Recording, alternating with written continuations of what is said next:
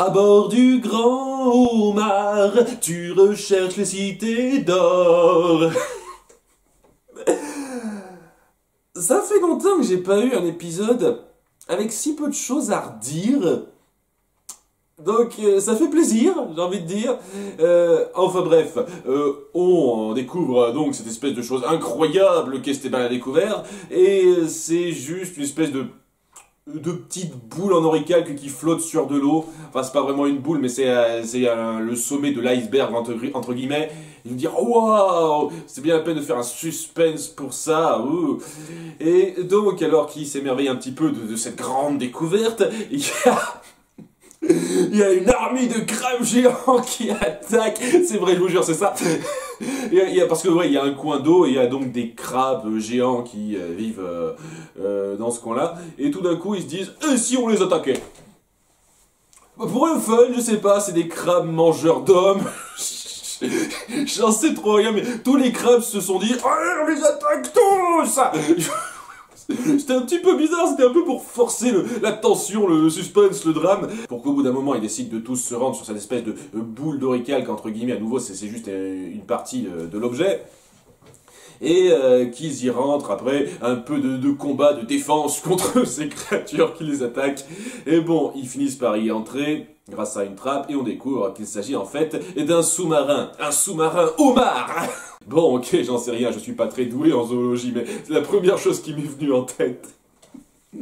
Et donc, ouais, quoi, nouvel appareil mu, qui est plutôt cool, hein, c'est cool de découvrir un sous-marin, et donc alors que nos enfants, notre groupe découvre l'engin, il les dirige vers une nouvelle cité d'or cachée sous la mer. Donc entre-temps, ils découvrent le monde marin, il y a pas mal de bons moments de contemplation, et ils finissent donc par atterrir en face d'une cité d'or sous-marine. Donc c'est intéressant, hein, c'est assez original de faire ça, pas seulement des cités d'or qui sont cachées quelque part, qui sont sur Terre, on peut aussi faire des sous-marines.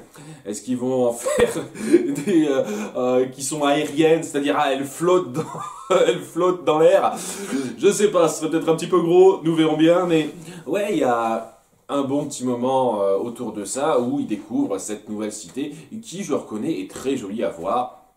Il y a un design très particulier, très en lien avec cette ambiance sous-marine, notamment avec la façon dont est gérée l'eau. Ils arrivent à modifier un petit peu la densité moléculaire de l'eau, une connerie comme ça, de façon à ce que ça puisse faire à la fois des murs et une espèce de petites parois qu'on peut traverser facilement. C'est un petit peu bizarre, mais bon, technologie de mu. Et un truc que j'ai bien apprécié dans cet épisode, c'est le fait que Tao est toujours maussade de la trahison d'Ambrosius. Et on montre bien ça via des moments plutôt touchants où il est plus susceptible que d'habitude, ce qui est déjà un exploit parce qu'il a tendance à être assez susceptible. Mais ouais, là c'est compréhensible qu'il soit susceptible après la désillusion qui s'est tapée. Et il y a même 2-3 moments où il se fait des petits flashbacks des bons moments passés avec Ambrosius, où il le voyait vraiment comme un mentor à sa créativité, son statut d'inventeur. C'est cool ça, c'est vraiment cool déjà de montrer un peu que Tao n'est pas juste un gros vantard et un chauvin, mais aussi quelqu'un qui aime l'invention, quelqu'un qui est passionné par les écritures mues, et ce respect, ce lien qu'il a ressenti envers cette personne qui a des centres d'intérêt similaires aux siens.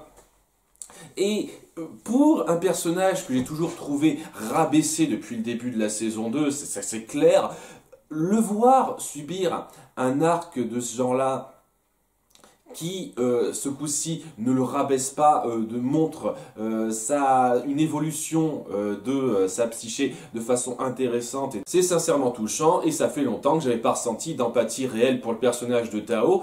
Donc ça fait très plaisir de voir ça. Ça fait très plaisir de voir qu'ils ont su rebondir sur ce que ça signifiait cette traîtrise d'Ambrosius pour Tao.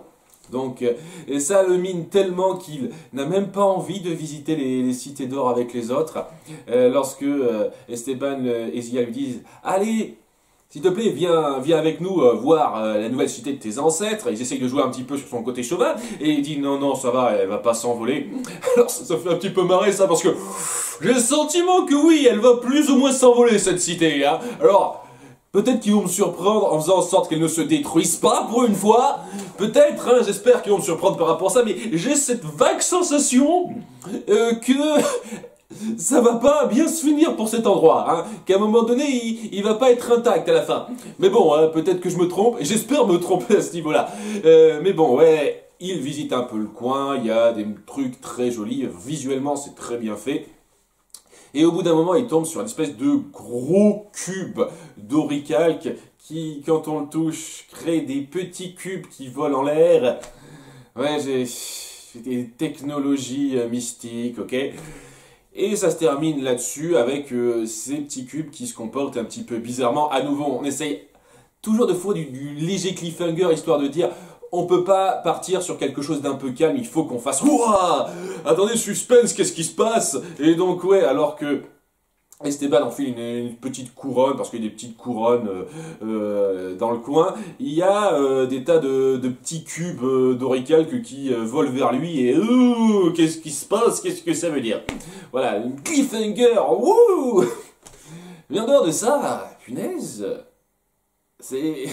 ça fait du bien d'avoir un épisode où j'ai quasiment rien à redire. Je veux dire, le début était un petit peu gros et forcé.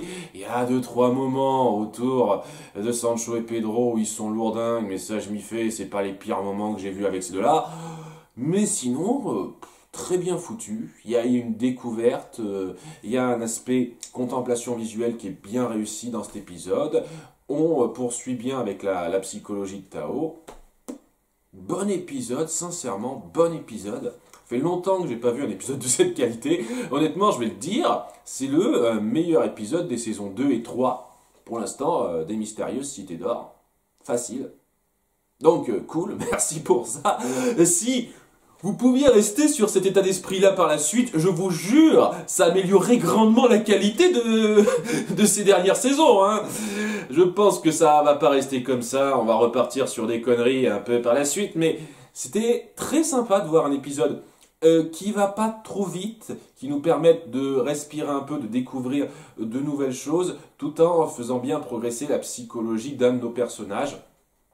Et c'était super cool, voilà. Ah, l'épisode 10, je sens, il va pas être aussi bon que ça, mais peut-être que je me trompe, peut-être que c'est bien parti pour être super à partir de maintenant, hein. Allez, soyons optimistes, j'y crois pas trop quand même. À bientôt pour l'épisode 10, bye.